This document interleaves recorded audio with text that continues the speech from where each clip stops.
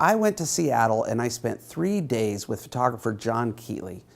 John is one of my favorite photographers working in the industry today. I wanted to know about his life. I wanted to know how he got started. I wanted to know about the struggles and the successes that this man has had. And I wanted to see how he shot John Keatley pictures. And that's exactly what I got. Bringing people together, that's what we do.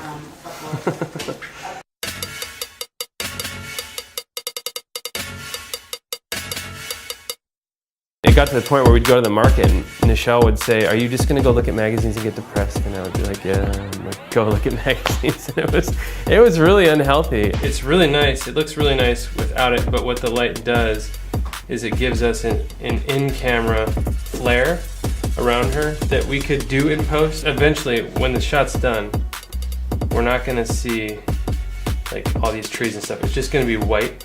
And we're going to preserve detail in the curtains up here. It's great working with him. He's very meticulous. Sometimes people give you direction and it's not precise and they just don't know what they want, but I feel like he gives direction where you can get what you want out of someone, so I like him.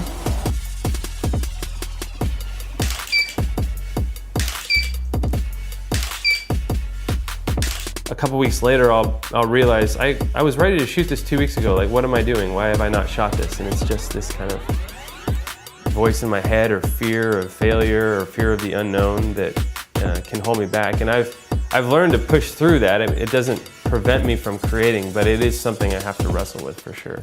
All right, so I'm going to show you my gear and what's in my camera bag. I don't usually talk about gear. In fact, I don't ever talk about gear. I don't think gear really makes art what it is. That's got to come from you. And so I look for tools or gear that's going to allow me to create something and not get in the way.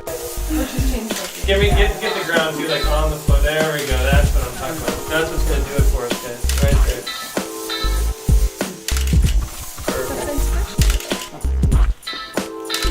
Perfect, Sarah. Perfect. I think it was $45. Give me that light, Lonnie. For $40.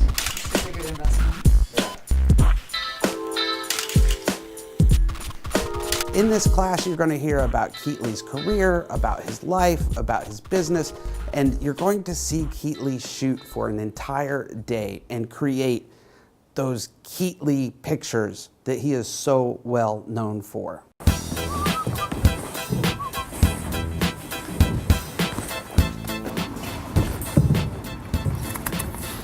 The desk, this huge desk, I got on Craigslist for free. They were just giving it away. The filing cabinet came from Craigslist for free. And there's a Goodwill just down the road, so when we're done with it here, we're just gonna take it to Goodwill and give it to them.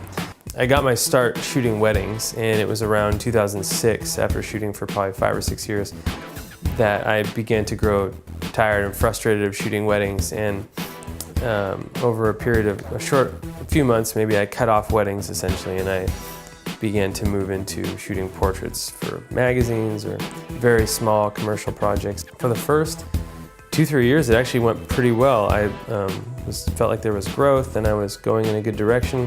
And then 2009 came along, and there was about an 8 or 9 month period where I didn't have a single assignment.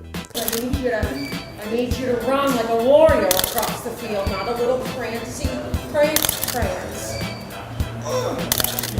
You know? Come in, I'm stretching. I'm going to keep stretching.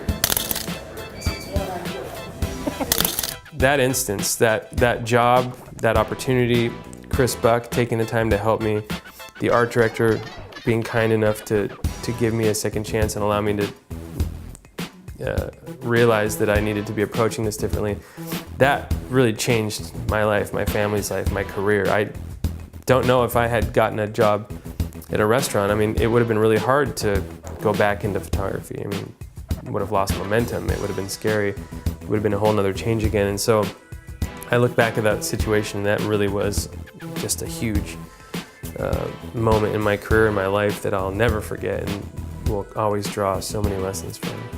One more cry, just like